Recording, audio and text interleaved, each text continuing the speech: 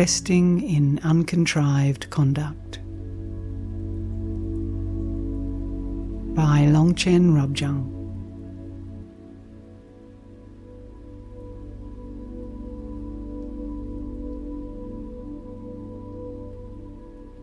To begin, the pivotal point is that afflictive emotions are free in their own place.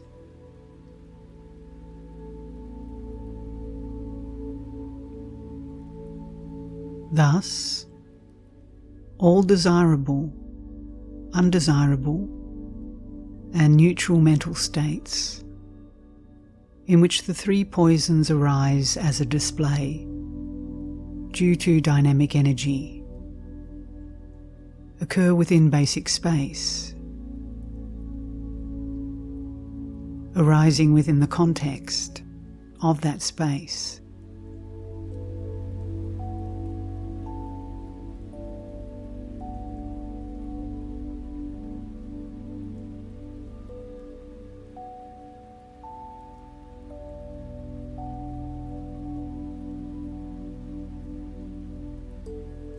Since they occur only within basic space, and not straying from it in the least,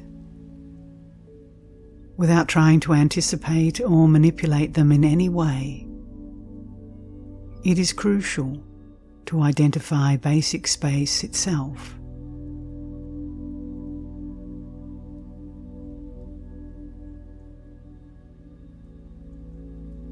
For as soon as you rest in that context, they will subside naturally, vanish naturally, and be freed naturally.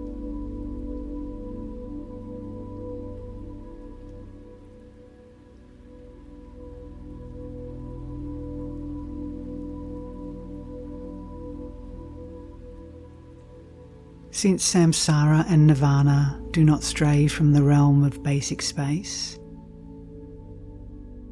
they are merely natural expressions of emptiness that have no basis.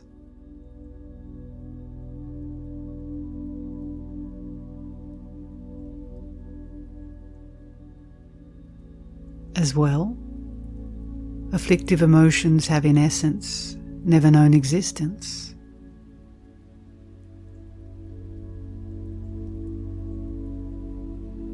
There is nothing that serves as their support.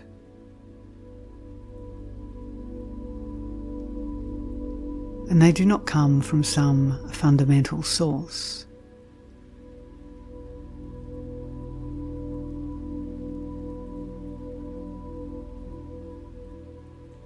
And so, by resting imperturbably in your natural state, you are freed of their restricting influence.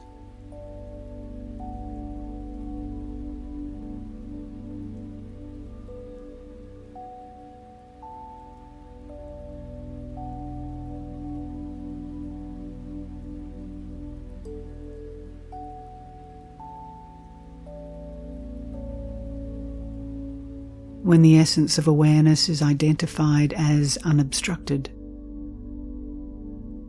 afflictive emotions are naturally freed, pristine in their own place.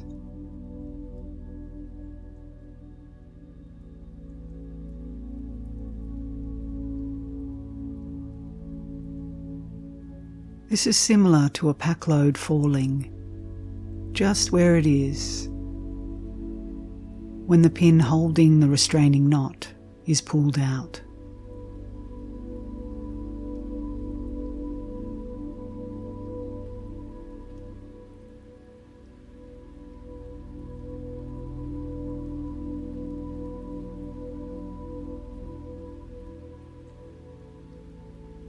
If you do not understand this, you will not be able to abandon afflictive emotions, even if you try,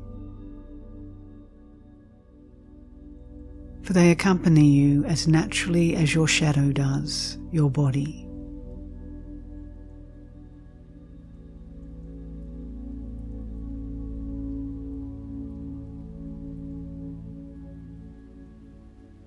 you will not be able to refine them away, even if you try.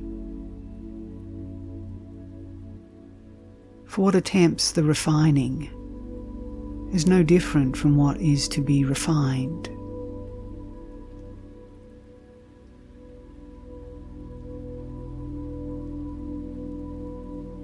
This is like being unable to make a crystal more transparent than it already is.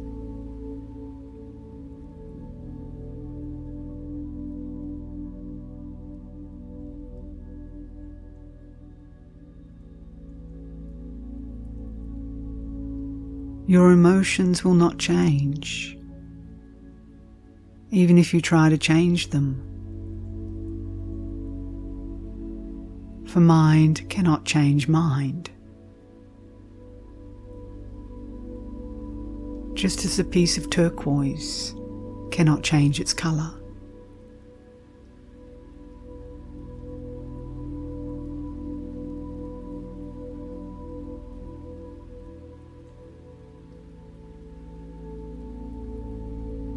You'll not be able to still them by letting them become calm naturally.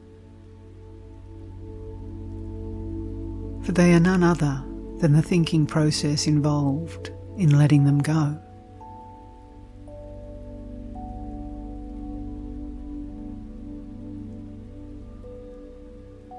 They cannot be freed with antidotes. For that would be like wanting to make water clearer, yet stirring it with a stick.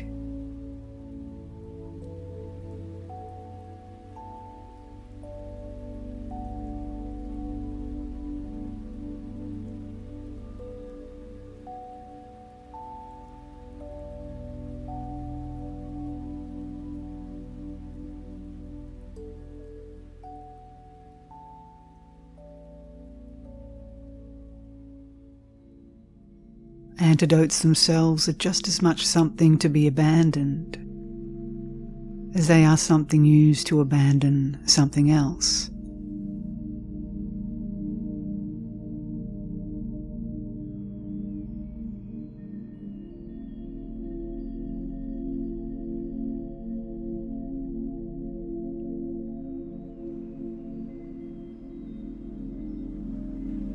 Afflictive emotions in and of themselves are not your true nature.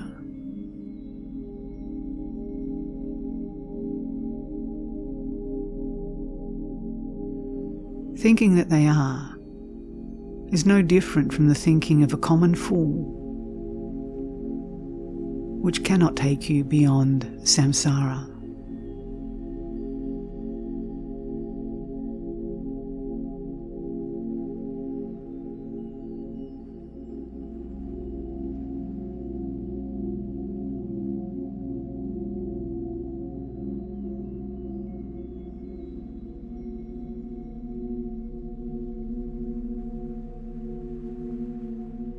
These emotions dwell in the mind streams of all ordinary beings.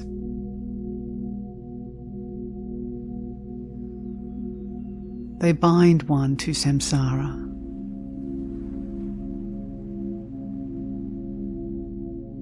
If supreme bliss itself is obscured, they have not been eliminated.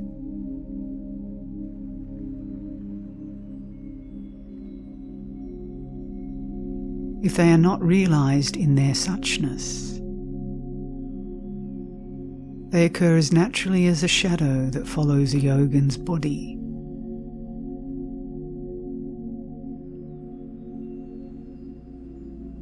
And so they cannot be abandoned, even if one tries to abandon them.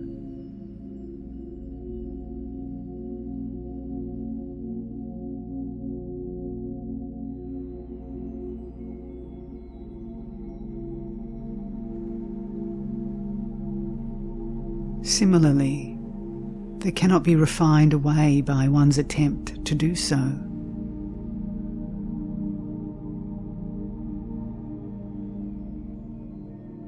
Nor can they be changed by one's attempts to transform them.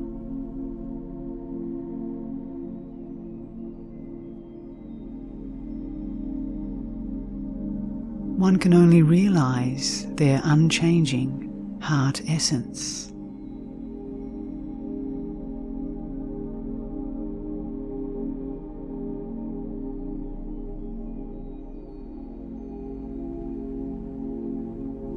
One cannot refine away or change them,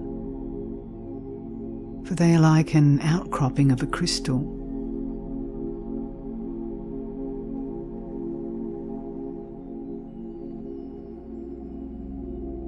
Yogis examine them to experience their innately pure nature.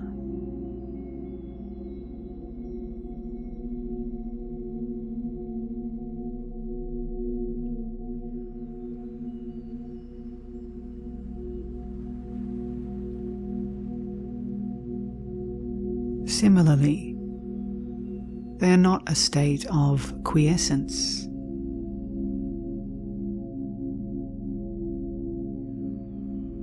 One can understand them only with profound insight,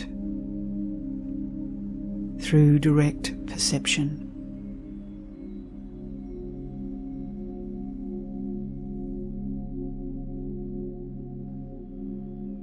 One cannot destroy them, for they are like Sumeru, the most majestic mountain.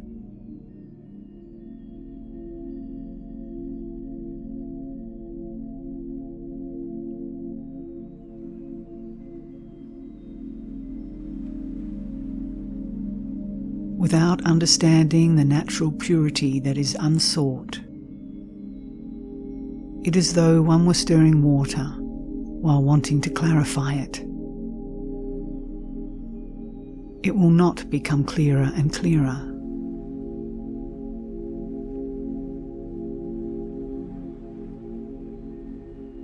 These emotions, moreover, are not themselves one's true nature.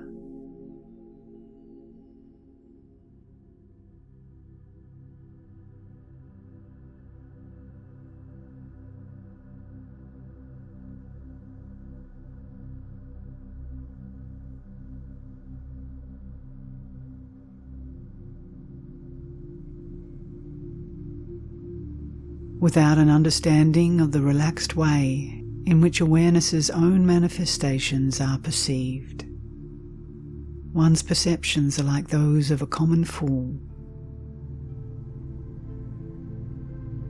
One's obsessions have not been eliminated.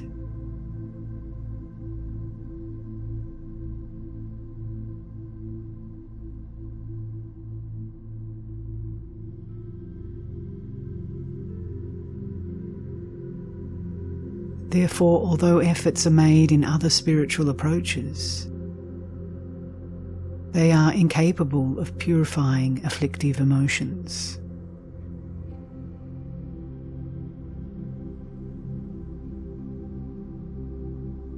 In the atti approach, emotions are purified within basic space, without being renounced,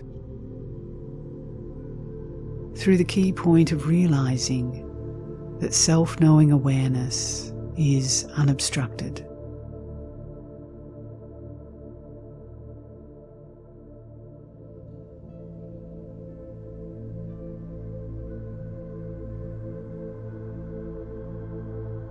In this approach, freedom comes about through the effortful cultivation of the visions of Toggle,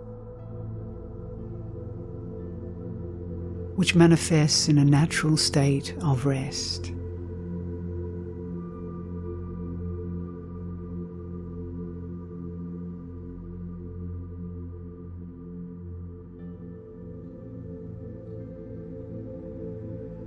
Alternatively, freedom comes about effortlessly through the realization of Trecho, or the bare state of naturally free awareness.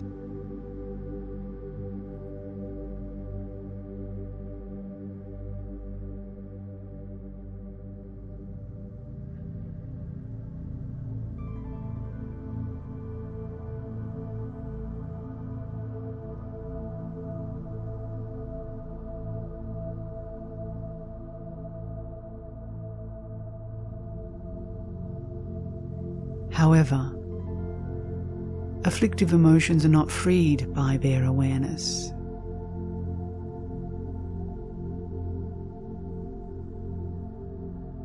They themselves are freed by themselves, like a snake that has tied itself into a knot.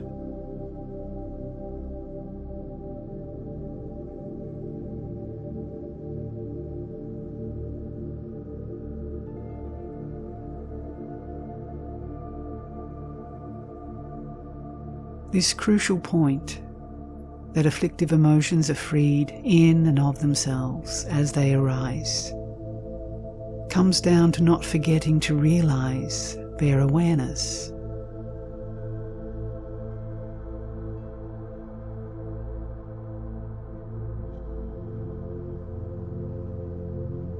And so, although it seems that awareness frees afflictive emotions, this is not actually the case.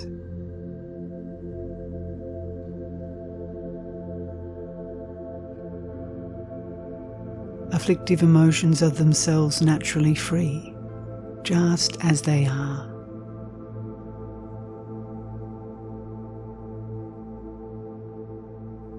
Like iron cutting iron, or stone breaking stone.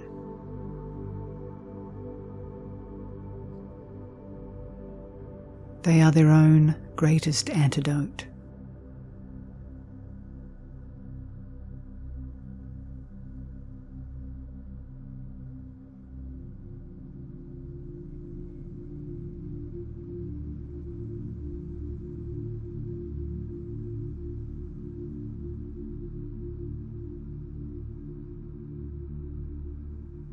Anyone with such familiarity will, having realized natural great perfection, discover its implication by resting without seeking anything.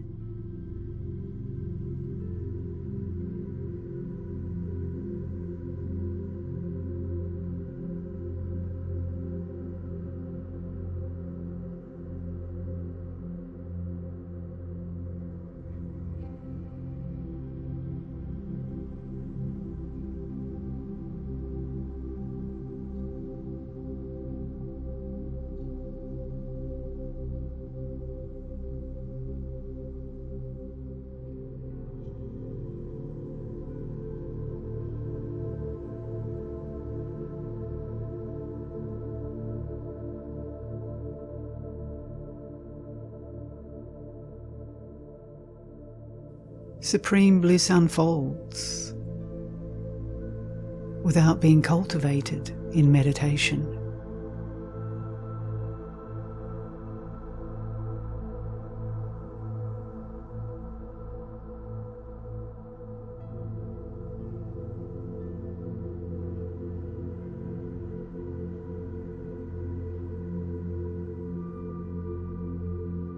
One directly experiences it as one's very nature.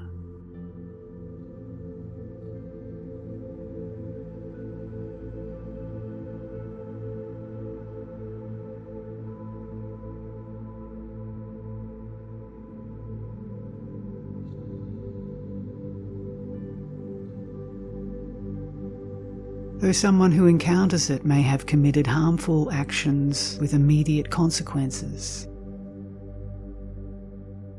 that person will be freed by becoming familiar with it.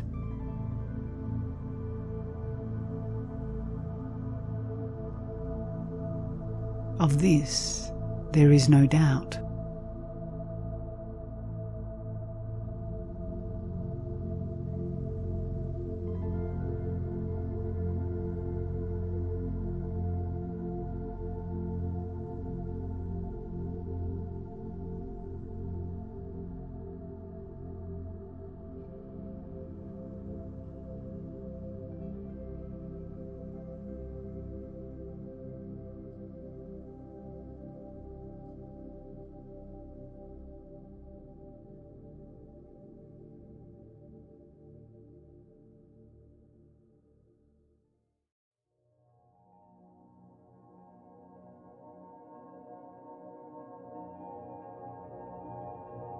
Another pivotal point is that there is nothing good or bad.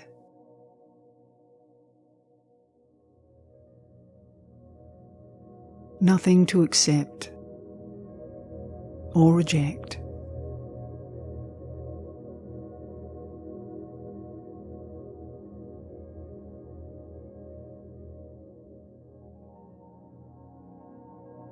Moreover, all afflictive emotions, karma, and habitual patterns are magical expressions arising as a display due to dynamic energy.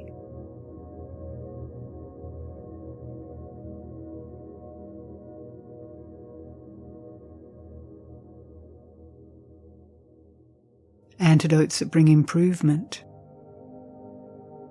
even the path to liberation, are magical expressions arising as a display due to this dynamic energy.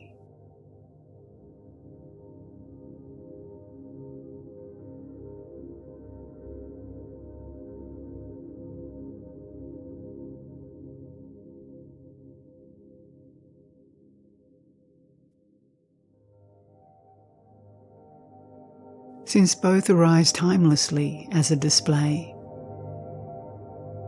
due to this energy, it is crucial to rest without contrivance within the state of recognition.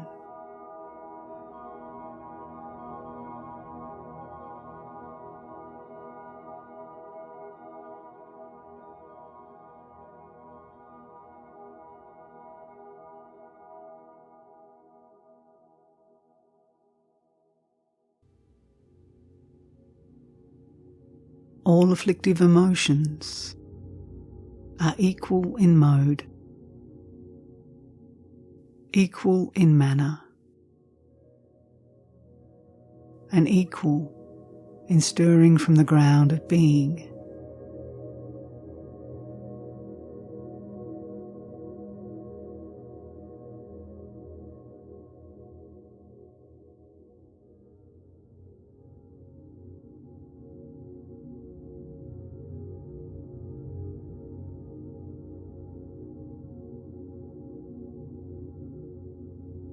They occur circumstantially, are compounded, and do not transcend causality.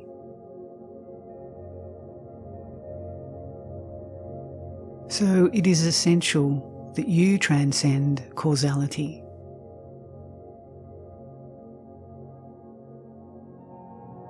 Resting naturally, resting imperturbably.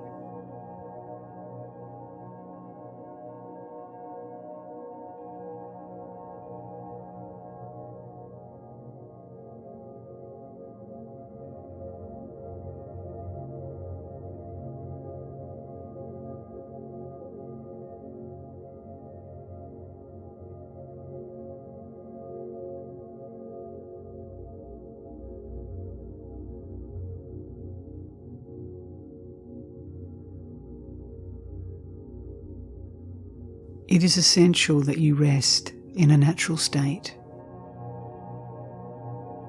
in which nothing is better or worse. Nothing is accepted or rejected.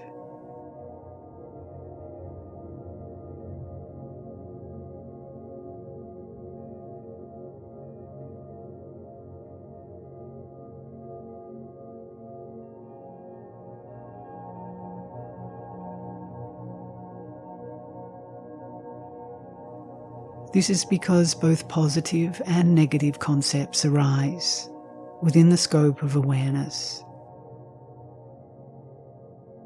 and are equal in being concepts about sense objects.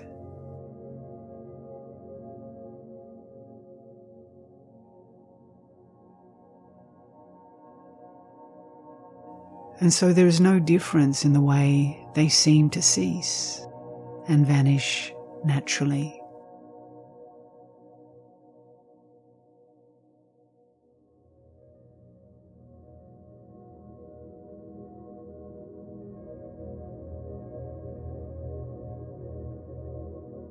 There is no difference between the two, since they manifest in the present moment, within the scope of awareness.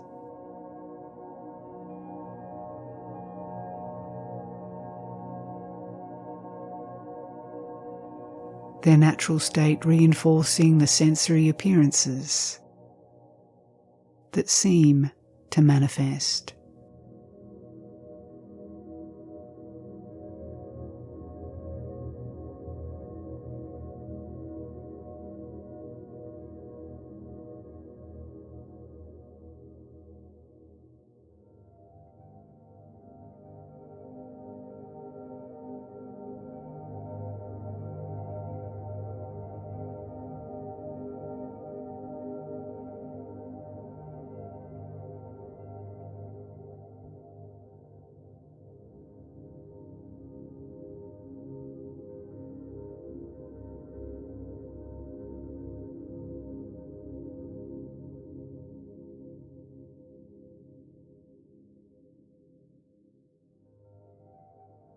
It is essential that you come to a decisive experience of causality within the scope of awareness,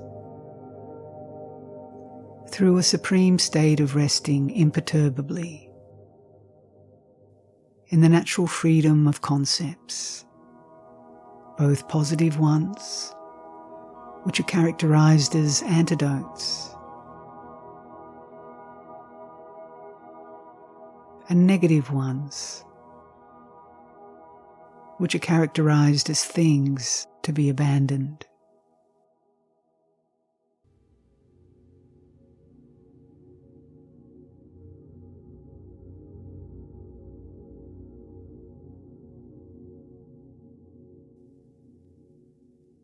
All of these positive concepts and negative concepts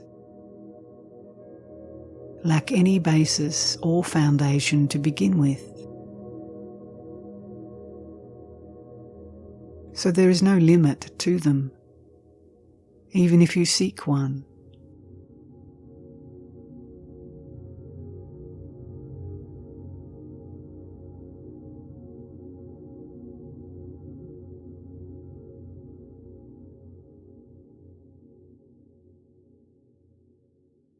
They manifest in the present moment without truly existing.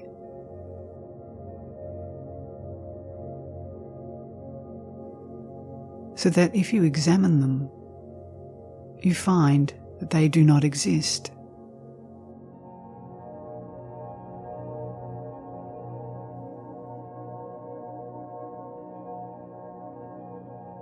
But if you do not,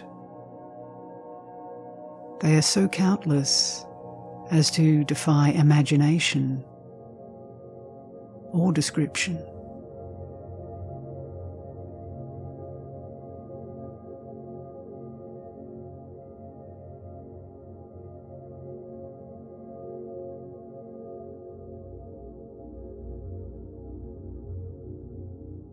And in the final analysis, they neither come nor go.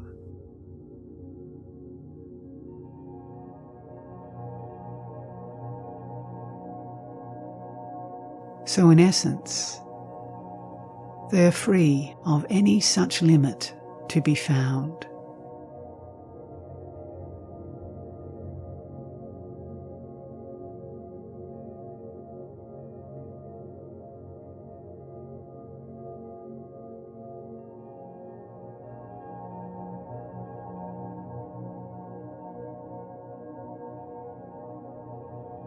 Because causes and effects are thus limitless, there is no limit that could be reached.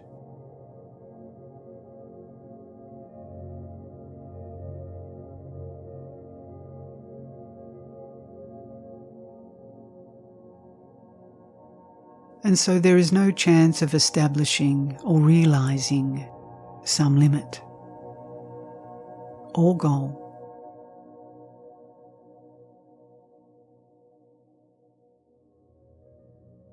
Only a supreme state of resting imperturbably, resting naturally.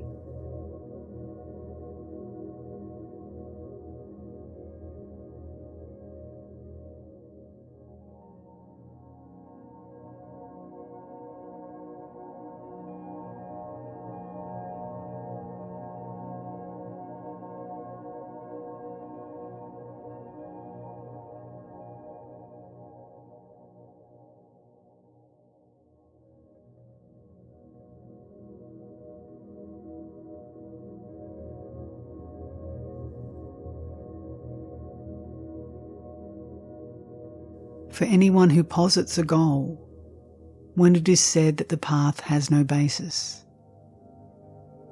the path to liberation remains obscured, precisely because of this supposition.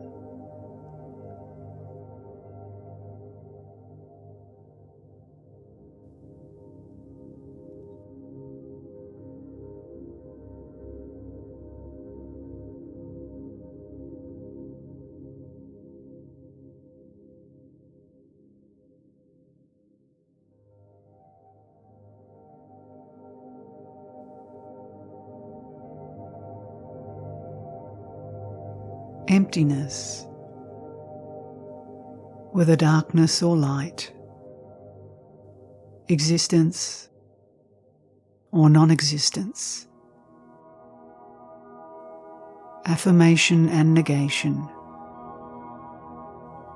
cause and effect. There are no such extremes.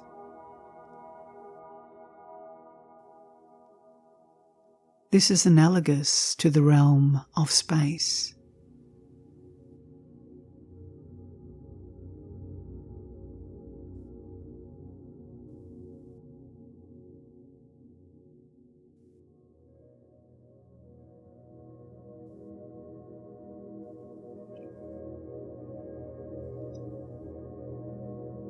Any positing of a limiting alternative to strive for is like a blind bird's search for the end of the sky.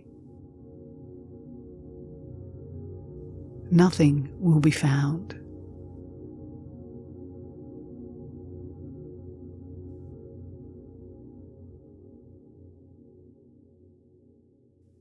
No one could possibly distort the ultimate meaning, that nothing can be found.